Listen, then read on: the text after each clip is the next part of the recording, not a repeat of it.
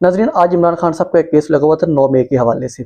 उस केस में किस तरह की पेशियाँ हो रही हैं इमरान खान साहब के साथ और ये सिस्टम कितना करप्ट और गंदा हो चुका है हमारा अदालती सिस्टम, मैं ये आपके सामने रखता हूँ। और 9 मई के हवाले से पीटीआई ने क्या ऐलान किया है, क्योंकि 9 मई को जो एक इनके ऊपर इल्ज़ाम थोपा जाता है, इमरान खान साहब को गिरफ्तार किया गया था, उसके हवाले से पीटीआई ने क्या हिकमत अमली इख्तियार की है और मज़ीद जो इंटरनेशनल अपडेट्स हैं वो भी मैं आपके साथ आखिर में शेयर करूँगा। लेकिन सबसे पहले मैं आपको इमरान खान साहब की एक पेशी का अहवाल बताऊं कि ये हमारी अदालतें कितनी खोखली और कितनी बेवकूफ़ हो चुकी हैं। इन अदालतों की क्या औकात रह गई है इस सिस्टम के सामने, और इसको जो इंतहाई इस नौबत तक लेके जाने में किरदार अदा किया है वो एक तो जस्टिस काजी फैज़ ने किया है, और जस्टिस याह्या अफरीदी ने किया है, और जस्टिस अमीनुद्दीन खान। ये 3 लोग हैं जिन्होंने इस अदालती सिस्टम की इंतहाई बेवकूफ़ी करवाई है। वो इस तरह होता है कि इमरान खान साहब का एक केस होता है, उनको वहाँ पे पेश किया जाना होता है, लेकिन इमरान खान साहब को पेश नहीं किया जाता। केस की पैरवी कर रहे होते हैं, सलमान अकरम राजा भी वहाँ पे होते हैं, सलमान सफ्तर भी होते हैं। तो उन्होंने कहा कि इमरान खान साहब को पेश किया जाए, तो फ़ौरन से एक कॉल आती है जज के नंबर पर, व्हाट्सएप कॉल। अब बार बार हम लोग कहते होते हैं कि ये व्हाट्सएप वाले फैसले होते हैं, तो व्हाट्सएप कॉल आती है जज साहब को अडियाला जेल से। जब व्हाट्सएप कॉल आती है तो जज साहब अटेंड करते हैं। जब अटेंड करते हैं तो आगे इमरान खान साहब बैठे होते हैं। अब उनको ये भी पता है कि इमरान खान साहब का आज केस है, इमरान खान साहब के जो वकला हैं वो पेश हो चुके हैं, लेकिन वो पेश किस तरह कर रहे हैं, व्हाट्सएप पे। फिर जब इन्हीं जजेस के बारे में कहा जाता है कि ये व्हाट्सएप पे चलते हैं, तो फिर ये कहते हैं कि हमारी तौहीन कर रहे हैं, तौहीन अदालत लगा देते हैं। आज फिर जब उन्हें वहाँ पे पेश किया जाता है तो मोबाइल पड़ा था जज साहब से तकरीबन 10 से 12 फुट दूर। अब 10 से 12 फुट दूर पड़े हुए मोबाइल की क्या बंदा आवाज़ सुन सकता है। वहाँ पे सलमान अकरम राजा साहब भी बात करने लगते हैं इमरान खान साहब से, तो वो कहते हैं कि हमारी बात हो जाए इमरान खान साहब से, लेकिन इमरान खान साहब तक आवाज़ पहुँचती ही नहीं है। जज साहब तक भी आवाज़ नहीं पहुँचती। जज साहब कहते हैं कि इमरान खान साहब की मुझे आवाज़ नहीं आ रही, कोई कनेक्शन में मसला है, तो आप लोग कनेक्शन ठीक कर लें। तो जो अडियाला जेल की इंतज़ामिया है वो कहते हैं जी कनेक्शन बिल्कुल ठीक है, आप हाज़िरी लग गई है, प्रोसीजर हो गया है, लिहाजा बात ख़त्म। तो वहाँ पे सलमान अकरम राजा साहब गुस्से होते हैं, वो एहतजाज करते हैं जज के सामने कि आपका ये जो फैसला है या आपकी ये वक़्त है कि वो आपकी बात नहीं सुन रहा। जो अडियाला जेल में वहाँ पे इंतज़ामिया वाला है जो मोबाइल लेके गया इमरान खान साहब के पास, वो आपकी बात तक नहीं सुन रहा और आप कह रहे हैं कि हाज़िरी लग गई है। तो वहाँ पे जब पीटीआई के लोग एहतजाज करते हैं, सलमान अकरम राजा एहतजाज करते हैं, तो केस मुलतवी कर दिया जाता है। ये जो हालत है हमारे अदालती निज़ाम की, यही जो अडियाला जेल की इंतज़ामिया है, अरबाब मोहम्मद तैयर साहब इनको बार बार बुला रहे हैं कि हमारे सामने पेश हों, वो लोग पेश ही नहीं होते। इमरान खान साहब की पेशी करवानी हो, व्हाट्सएप कॉल पे पेशी हो रही है, और ना तो जज को आवाज़ आ रही है कि इमरान खान साहब की सेहत ठीक है, ठीक नहीं है, उनकी क्या सिचुएशन है, क्योंकि आप तकरीबन 5 माह होने वाले हैं इमरान खान साहब से किसी की मुलाकातें नहीं हो रही, और जब मुलाकातें भी नहीं हो रही, कोई पता भी नहीं चल रहा, तो आज उन्होंने कहा एक मौका है हम इमरान खान साहब को देख सकें। ये सिस्टम उनकी तस्वीर से भी इतना डरा हुआ है कि उनकी पेशियों पे भी उन्हें तस्वीर नहीं दिखाने की इजाज़त, व्हाट्सएप कॉल पे उन्हें दिखाने की इजाज़त नहीं है, उनकी आवाज़ सुनाने की इजाज़त नहीं है, और फिर बात हो रही होती है कि हमारा सियासत से कोई तल्लक भी नहीं है। ये जो इंतज़ामिया है ना अडियाला जेल की, इनकी कोई इतनी बहादुरी नहीं है कि ये लोग बहुत बड़े बड़े फैसले कर सकें। ये बुज़दिल लोग होते हैं, जो भी हुकूमती लोग होते हैं, उन्हें पता होता है कि अगर आज किसी और की हुकूमत है तो कल किसी और की हुकूमत आ जाएगी, लेकिन एक हुकूमत है जो हमेशा रहेगी, और एक पार्टी है जिसकी हुकूमत हमेशा रहती है, और वो है गैर सियासी पार्टी। वो कहते होते हैं कि हम सियासत में हिस्सा नहीं लेते। उस गैर सियासी पार्टी का जो होल्ड है वो सबको पता है। इमरान खान साहब की लड़ाई भी यही है कि गैर सियासी पार्टियों को सियासत में नहीं आना चाहिए।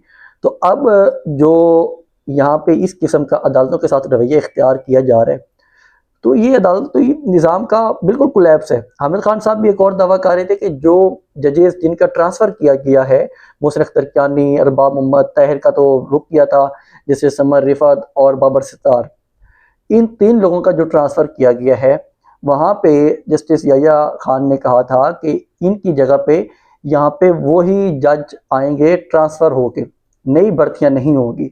अब जो एहसन बोन और आज़म नज़ीर तारड़ और ये सारे ग्रुप थे, ये इस उम्मीद लगाए बैठे हुए थे कि हम खुद यहाँ पे जजेस भर्ती हो जाएंगे और हमारे वकला ही जो यहाँ पे जिनको बड़े बड़े ओहदे दिए हुए हैं वो यहाँ पे आके भर्ती हो जाएंगे, वो यहाँ पे जजेस लग जाएंगे न्यू। लेकिन जस्टिस याह्या खान ने फैसला दिया और वहाँ पे मेजोरिटी के साथ ये फैसला हुआ कि जो जजेस भी यहाँ पे आएंगे वो दूसरी अदालतों से ट्रांसफ़र होके आएंगे।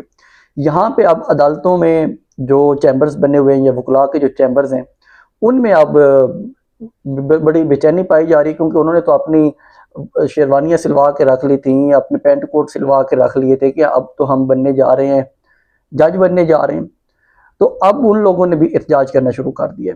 ये जो गलत काम किया है जस्टिस याह्या खान ने और चीफ जस्टिस अमीनुद्दीन खान ने, इनका खुमियाजा ये लोग खुद भी भुगतेंगे, क्योंकि इन्होंने इतनी गलत बरूदी सुरंगें बिछाई हैं अदालती निज़ाम में कि इनके ऊपर जब प्रेशर आना है तो इन लोगों को छुपने की जगह नहीं मिलनी।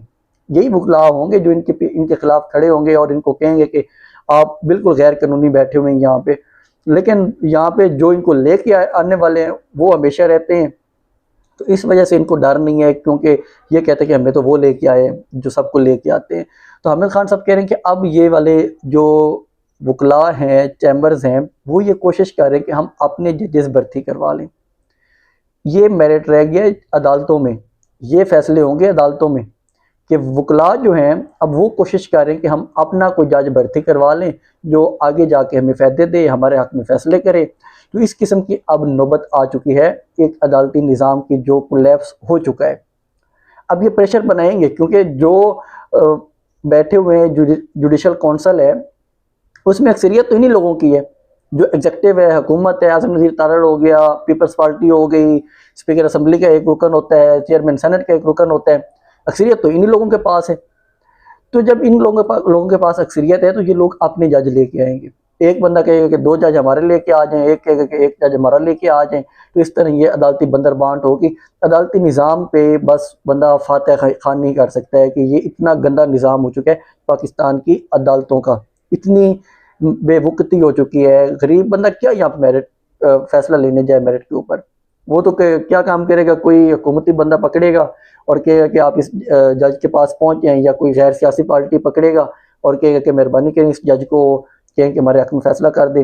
पिछले दिनों अबसार आलम भी यही बात कर रहे थे कि मोहसिन नकवी जो हैं वो राब्ते कर रहे थे जजेस के साथ, तो इस तरह के लोगों को पकड़ेंगे कि हमारे फ़ैसले करवा दें, लिहाजा अब फैसले हो जाया करेंगे अदालतों से। अदालतों में अब गरीब बंदे की कोई वक़्त नहीं रहेगी। जस्टिस अफरीदी ने तो गरीब बंदों का वहाँ पे दाखिला ममनू कर दिया कि सुप्रीम कोर्ट में दाखिला नहीं हो सकता है ऐसे गरीब लोगों का। ये हालत है इन जो जजेस बैठे हुए हैं, अल्लाह ने इनको इख्तियार दिया है और ये इतना बेख्तियारी और नाइंसाफ़ी कर रहे हैं अपने जो ओहदों के साथ, पता नहीं इन्होंने अल्लाह को जवाब भी देना है कि नहीं देना। तो इसलिए वो हामिद खान साहब अब उनको इतराज़ हो रहा है कि ये वाला काम तो अब गलत होने जा रहे हैं। पहले वो चुप करके बैठे रहे हैं, उन्हें पता होना चाहिए था कि ये चीज़ें और भी ख़राब होंगी। अभी जो 28वीं तरमीम आने जा रही है उसमें जो काम होने जा रहा है वो और भी ज़्यादा इस मुल्क की तबाही होगी। तो और जो 9 मई के हवाले से पीटीआई ने एक हिकमत अमली इख्तियार की है, वो कह रहे हैं कि क्योंकि 9 मई को पीटीआई क्लेम करती है कि हमारे बहुत से जो वर्कर थे वो शहीद हुए थे, उनको गोलियां मारी गई थी, उनका पता नहीं है कि वो फिर जो पकड़े गए थे जिनकी लाशें उठा ली थी उनको कहा गया था कि आपने नहीं बताना कि ये लोग 9 मई का एहतजाज कर रहे थे। अब 9 मई के वाले से उन्होंने कहा है कि हम केपी में एक पुरअमन तौर पे दुआ खानी करेंगे और तकरीबात करेंगे उन लोगों के एजाज़ में जो लोग वहाँ पे शहीद हुए थे 9 मई को, क्योंकि 9 मई को इमरान खान साहब की गिरफ्तारी हुई थी गैर कानूनी। जब कोई बंदा अदालत के सामने सरेंडर कर देता है, कोई भी मुजरिम हो, तो वो अदालत के रहम करम पे होता है, वहाँ से उसे पुलिस गिरफ्तार नहीं कर सकती। लेकिन इमरान खान साहब के साथ क्या होता है कि वो वहाँ पे बैठे होते हैं, उनको आके उठा लेते हैं नैब वाले, और रेंजर आती है, नैब रेंजर्स को लेके आते हैं, वो उठा के ले जाते हैं। लेकिन जब मुल्क में क्योस पैदा हो जाता है, अवाम प्रोटेस्ट करती है, एहतजाज शुरू हो जाते हैं, तो फिर जो उमर अता बंदियाल और जस्टिस अतर बिन अल्लाह और ये लोग बैठ के फैसला देते हैं कि नैब ने गैर कानूनी गिरफ्तारी की है। और वहाँ पे जो आमिर फ़ारूक थे चीफ जस्टिस, उन्होंने कहा था कि हम इनके ऊपर FIR करेंगे। आज तक किधर गई है वो FIR कि जो इन्होंने गैर कानूनी काम किया था। असल में ये गैर कानूनी काम शुरू होता है 9-10 अप्रैल से, वहाँ से ये काम शुरू होता है। तो आज तक गैर कानूनी चीज़ें ही चल रही हैं, गैर आईनी चीज़ें ही चल रही हैं इस पूरे जो सिस्टम है पाकिस्तान का। तो इस वजह से वो चीज़ें हुई थी, अब भुगत रहे हैं सारे। ऐसे ऐसे ऐसे ऐसे इनकी तरफ भी काम आएगा, सारों ने भुगतना पड़ेगा। इंटरनेशनल अपडेट्स में मार्को रूबियो गए हुए थे, वहाँ पे जॉर्जिया मेलोनी से उनकी मुलाकात हुई, क्योंकि जो मार्को रूबियो जिसके रेफरेंस से गए हैं डोनाल्ड ट्रंप का, मैं आपको पहले भी बता रहा था कि डोनाल्ड ट्रंप का जो माइंड सेट है ये बिल्कुल बचगाना है। उसको कोई पता नहीं होता कि मैंने क्या बात करनी है क्या नहीं करनी। वो पोप लियो के ऊपर वो काफ़ी ज़्यादा तनकीद कर रहे थे, जब पोप लियो ने कहा था कि हम उन लोगों के लिए दुआएं नहीं कर सकते जो ज़मीन में जुल्म करते हैं, फसाद करते हैं। कोई भी जो मज़हब है वो इस तरह का जुल्म करने का इख्तियार नहीं देता। तो ट्रंप ने काफ़ी उनके खिलाफ गुस्सा हुए थे, तो अब उन्होंने भी काफ़ी ज़्यादा बयानात किए थे। फिर जो जॉर्जिया मेलोनी है वो काफ़ी ज़्यादा दूर हो गई थी कि ट्रंप ने बहुत गलत ज़बान इस्तेमाल की है पोप लियो के बारे में। तो अब वो वहाँ पे मुबैना तौर पर उनके साथ मुलाकात भी उनकी होनी है और इसी मज़ाकरात के लिए गए हैं कि उनको मनाएं भी सही, और जो जॉर्जिया मेलोनी है उनको भी राज़ी करें कि वो अपने हरमज़ के लिए आए। मार्को रूबियो ये भी मुबैना तौर पे जो बयान सामने आ रहे हैं कि उन्होंने कहा कि हमारी तो जंग खत्म हो चुकी है, हमारी तो अब जंग और है ही नहीं। जब ये जंग खत्म हो चुकी है तो आप वहाँ पे करने क्या बैठे हुए। जब उनसे सवाल किया गया तो उन्होंने कहा कि हम सिर्फ आबनाए हरमज़ को खुलवाने के लिए बैठे हुए। ये आबनाए हरमज़ इनके लिए गले की हड्डी बनता जा रहा है, और ये ईरान को पता चल चुका है कि ये आबनाए हरमज़ जो है ये हम अपने पास रखेंगे तो कोई भी हमारे ऊपर जब अटैक होगा तो हम ईजिली तौर पर दुनिया की मैशत को कंट्रोल कर सकेंगे। तो अब ट्रंप यही चाहता है कि किसी न किसी तरह ये वाला काम ख़त्म हो कि जो अपने हरमज़ वो हमारे हाथ में रहे, लिहाजा ईरान के कंट्रोल से निकल आए तो हम जब भी दिल करेगा तो हम इसके ऊपर अटैक कर लिया करेंगे। अब्बास अराग़ची भी कहते हैं, जो ईरान के वज़ीर ख़ारजा हैं, वो कहते हैं कि जब भी कोई ना कोई बात होने लगती है तो ट्रंप कोई ना कोई नया एडवेंचर करके उस बातचीत का रास्ता ख़त्म कर देता है, उस बातचीत का रास्ता बंद कर देता है, जिसकी वजह से मामलात और बैकफुट पे चले जाते हैं। या कोई ना कोई ऐसा है जो डोनाल्ड ट्रंप को इस चीज़ में कन्वेंस कर लेता है और ये सारा मामलात जो भी बातचीत की तरफ जा रहे होते हैं, सफारती हल निकालने की कोशिश कर रहे होते हैं, वो सारा बैक पे चला जाता है और फिर दोबारा से नई जंग शुरू हो जाती है या नया क्लैश शुरू हो जाते हैं। क्योंकि पिछले 3 से 4 दिनों के अंदर 2 से 3 दफ़ा क्लैश हुआ है, फिर रुका है, हुआ है, फिर रुका है। कभी वो फ्रीडम ऑफ अपना हरमज़ का जो एक उसने लगा दिया कि हम वो ऑपरेशन करने जा रहे हैं। अभी पिछले दिनों उसने फिर अपना हरमज़ में गुजरने की कोशिश की, वहाँ से गुजरने की। उन्हें पता है कि ईरान अटैक करेगा हमारे ऊपर जब हम अपने हरमज़ से गुजरने की कोशिश करेंगे, लेकिन फिर भी वो वहाँ पे जाता है और अटैक करने की कोशिश कर रहा होता है कि हम ईरान के ऊपर अटैक करें और यहाँ से अपना रास्ता निकाल लें। तो ईरान के जो वज़ीर ख़ारजा हैं वो कहते हैं कि इस तरह मामलात ख़राब होते रहेंगे, मामलात का सफारती हल नहीं निकलेगा। पाकिस्तान बार बार कोशिश कर रहा है कि सफारती हल निकल आए, क्योंकि सफारती हल न निकल आए जब तक, तो पाकिस्तान में तो हालात क्लैश की तरफ जा ही रहे हैं। अभी अपना हरमज़ में क्लैश हुआ है और इतलात आ रही हैं कि पाकिस्तान में पेट्रोल और डीजल की प्राइसेस फिर बढ़ने जा रही हैं, 400 पे भी चल रही हैं, उससे ऊपर बढ़ने जा रही हैं। क्लैश हो ना हो, ये लोग जो हमारे हुक्मरान ये पहले बैठे होते हैं कि हमने कहाँ से दोबारा आवाम का खून निचोड़ना है। अभी तो वो बिजली के बारे में काफ़ी ज़्यादा बातें हो रही हैं, वो मैं आपके साथ बाद में शेयर करूँगा कि मुकम्मल जो भी अपडेट है या मुकम्मल जो उसका डाटा है वो इकट्ठा करके कि किस तरह ये हुकूमत जो अवाम है बेनज़ीर इनकम सपोर्ट में नहीं है उसके ऊपर क्या ये जुल्म करने जा रही है। अब हर बंदा तो रजिस्टर्ड होता नहीं है, तो मतलब बात कहने का मकसद ये है कि ये जो हुकूमत है पाकिस्तान की तो पहले बैठी होती है कि हमने किस तरह अपना अवाम के साथ जुल्म करना है। तो हम तो यही चाहते हैं कि किसी न किसी तरह ये जंग ख़त्म हो। बेशक पाकिस्तान कोशिश करे या जो भी मुल्क कोशिश करे, इस जंग का हल निकालना चाहिए। सफारती हल निकलेगा तो ही सुकून आएगा पूरे खित्ते में और गरीब आवाम को भी कुछ सुकून का सांस मिलेगा। अदरवाइज़ जब तक ये सिस्टम बैठा हुआ है, ये तो गरीब आवाम का खून निचोड़ निचोड़ के आवाम की तबाही निकाल के ये बैठे हुए हैं।